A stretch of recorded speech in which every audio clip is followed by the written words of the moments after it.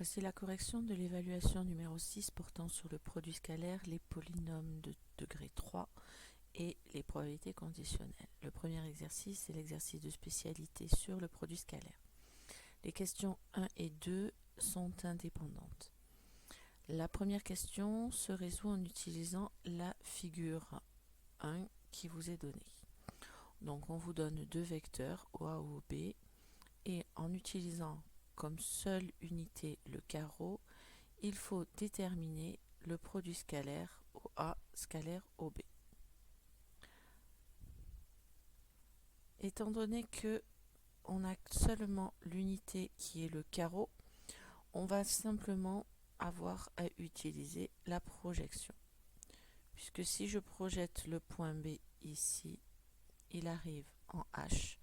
Et donc OA scalaire OB peut être remplacé par OA scalaire OH.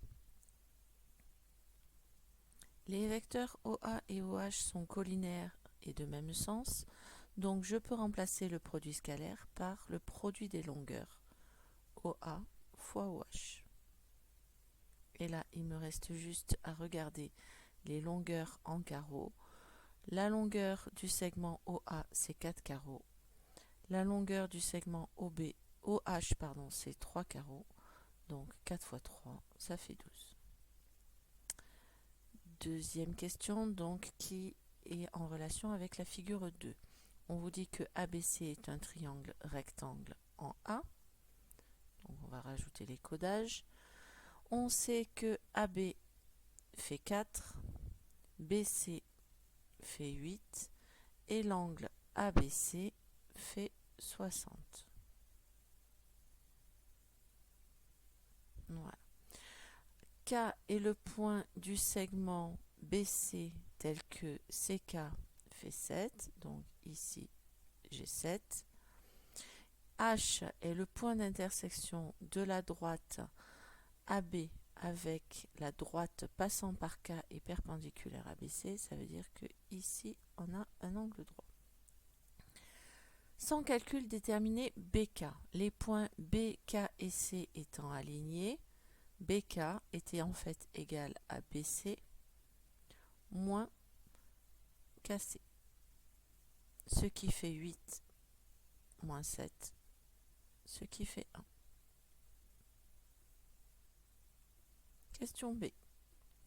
Calculer BK scalaire HK, BC scalaire HK, BC scalaire HK. On sait que la droite HK est perpendiculaire à BC, puisque c'est la droite passant par K perpendiculaire à BC. Et on sait que si donc les droites sont perpendiculaires, les vecteurs vont être orthogonaux et le produit scalaire est égal à 0, car BC perpendiculaire à HK. Troisième et dernière question. À l'aide de la formule d'Al-Kashi, déterminer AK. Pour pouvoir déterminer AK, on va se placer dans le triangle ABK.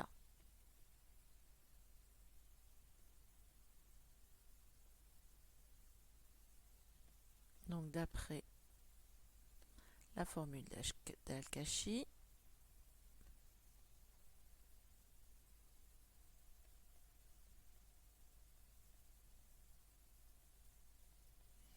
on a AK au carré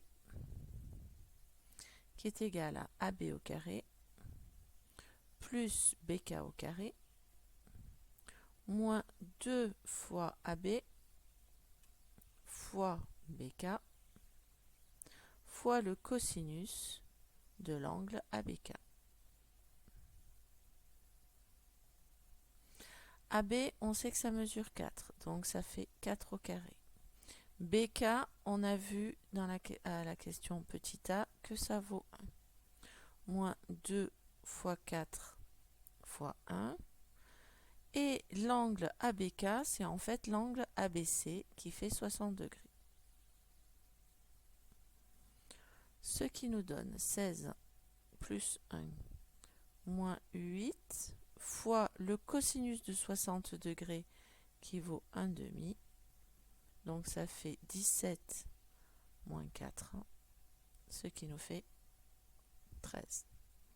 Voilà pour le premier exercice. Deuxième exercice, qui est un exercice sur les probabilités conditionnelles. On vous dit que parmi les 100 000 clients d'un fournisseur de télévision par satellite, une enquête montre que 35% des abonnés ont souscrit à l'option Sport Live, 85% des abonnés ont souscrit à l'option Cinéma Série et 25% des abonnés ont souscrit aux deux options. On note les événements S, l'abonné a souscrit à l'option Sport Live, et C, l'abonné a souscrit à l'option Cinéma Série. Complétez le tableau ci-contre avec le nombre d'abonnés. Donc la première chose que l'on sait, c'est que au total, on a 100 000 abonnés. Ensuite, on vous dit que 35%, donc 35% de 100 000 ont souscrit à l'option Sport Live.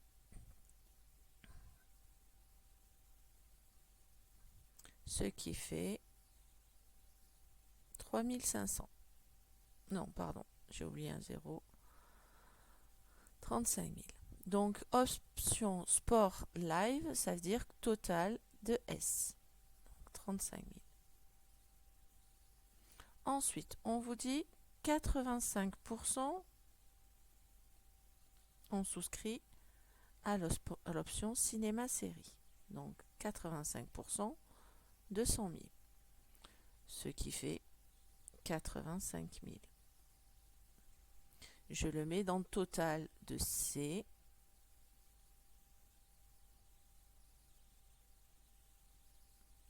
Et dernier pourcentage qui nous est donné, 25% ont souscrit aux deux. Donc 25% de 100 000. Ce qui fait 25 000. Que je mets à l'intersection de S et de C. La suite du tableau se complète en faisant des soustractions. 100 000 moins 85 000, ça fait 15 000. 35 000 moins 5 000, ça fait 65 000. 35 000 moins 25 000, ça fait 10 000. 85 000 moins 25 000, ça fait 60 000. Et pour terminer, 15 000 moins 10 000, ça fait 5 000. Et on constate bien que 60 000 plus 5 000, ça fait bien 65 000. Donc notre tableau est complété. On choisit un abonné au hasard dans le fichier client. Déterminer P2S inter C. P2S inter C, c'est donc la probabilité que l'abonné est souscrit à Sport Live et à Cinéma Série en même temps. Ce qui nous donne 25 000 sur 100 000.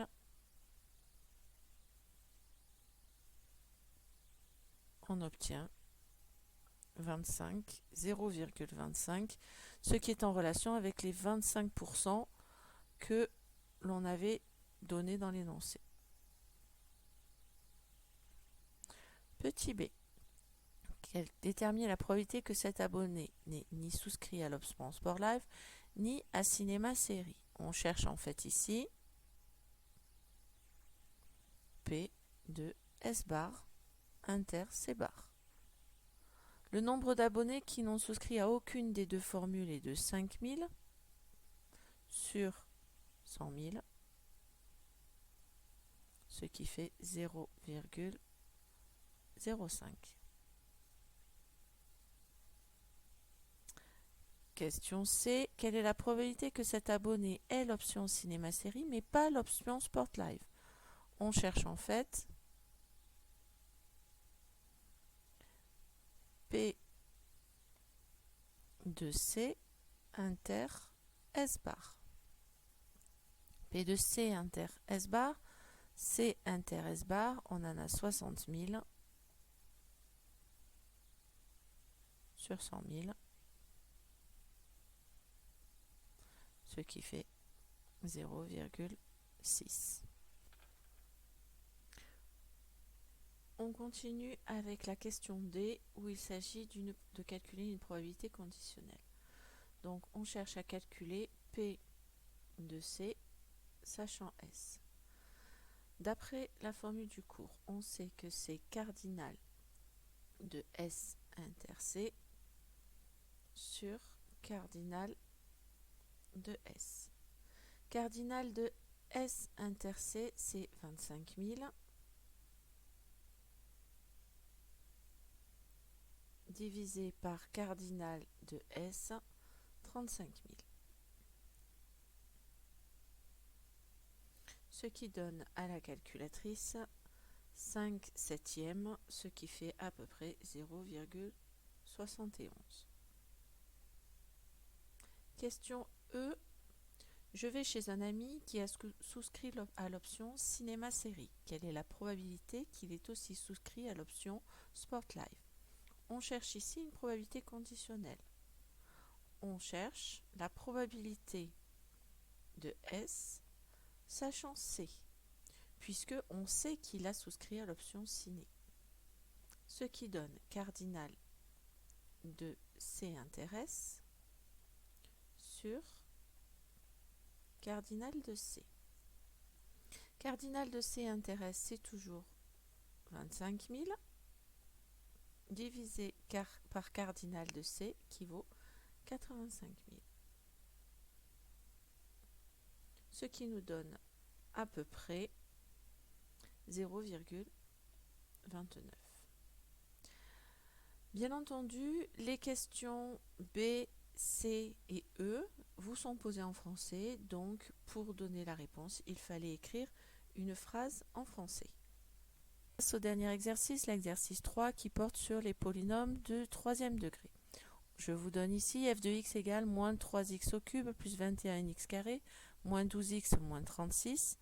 Et la première question est de calculer f de moins 1. F de moins 1, c'est donc l'image par f de moins 1. Pour le calculer, je remplace donc x par moins 1 dans mon expression, ce qui nous donne moins 3 fois moins 1 au cube plus 21 fois moins 1 au carré moins 12 fois moins 1 moins 36. Moins 1 au cube, ça fait moins 1. Moins 3 fois moins 1, ça fait 3. Moins 1 au carré, ça fait 1. Fois 21, ça fait 21. Moins 12 fois moins 1, ça fait plus 12. Moins 36. 3 plus 21, ça fait 34. Plus 12, ça fait 36. Moins 36, oui c'est ça. 3 plus 21 plus 12, ça fait moins 36, plus 36, moins 36, ça fait 0. Deuxième question. Que peut-on déduire de la question 1? Étant donné que on vient de voir que f de moins 1 est égal à 0, on en déduit que moins 1 est une racine.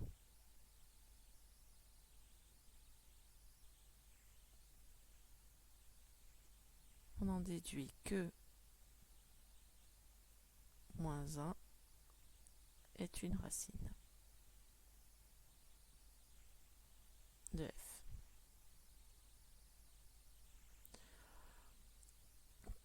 On donne une partie de la représentation graphique de la fonction f sur l'intervalle 1, 7. Quelles informations peut-on extraire de cette représentation graphique? Donc la représentation graphique qui nous est donnée, on constate que notre courbe coupe l'axe des abscisses en 2 et en 6. Et donc ça nous donne des informations sur les racines. Comme la courbe coupe l'axe des abscisses,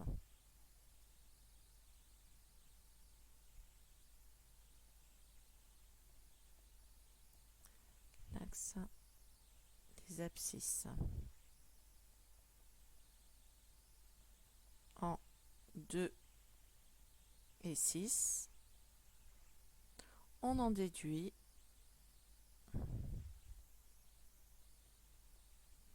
que 2 et 6 sont des racines de f.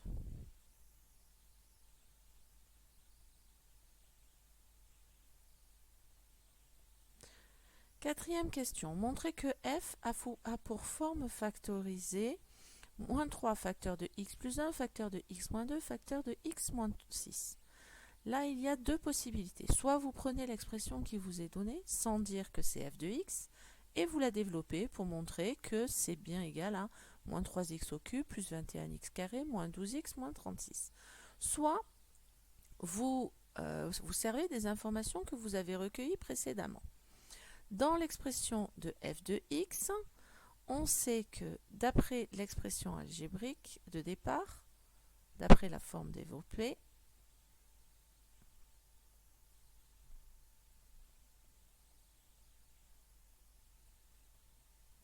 la valeur de a est égale à moins 3. Donc, f de x va pouvoir s'écrire moins 3 facteur de x moins x1, facteur de x moins x2, facteur de x moins x3. Avec x1, x2, x3, les racines. Mais d'après la première question, x1, on peut dire que c'est moins 1. x2, d'après la question 3, on peut dire que c'est 2. Et d'après la question 3, on peut dire que x3, c'est 6. Donc, f de x peut s'écrire moins 3 facteur de x moins 1, facteur de x moins 2, facteur de x moins 6. Ce qui donne, si je réduis, moins 3 facteur de x moins 1, c'est x plus 1, facteur de x moins 2, facteur de x moins 6. Voilà donc pour la forme factorisée. On va étudier le signe de cette expression. Donc f de x, on va prendre sa forme factorisée. f de x égale moins 3 facteur de x plus 1, facteur de x moins 2, facteur de x moins 6. Et pas la question 4, c'est la question 5 ici. Donc il va nous falloir étudier le signe de tout ceci. Pour cela, on va faire le signe de chacun des facteurs.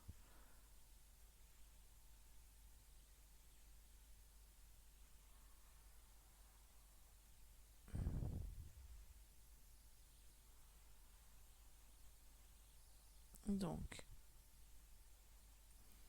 on va étudier le signe sur moins l'infini plus l'infini. Les racines sont moins 1, 2 et 6. J'ai d'abord une ligne avec le signe de moins 3. Ensuite, je vais avoir le signe de x plus 1. Je vais avoir le signe de x moins 2. Il me faut ensuite une ligne avec le signe de x moins 6 pour ensuite en déduire le signe de f de x.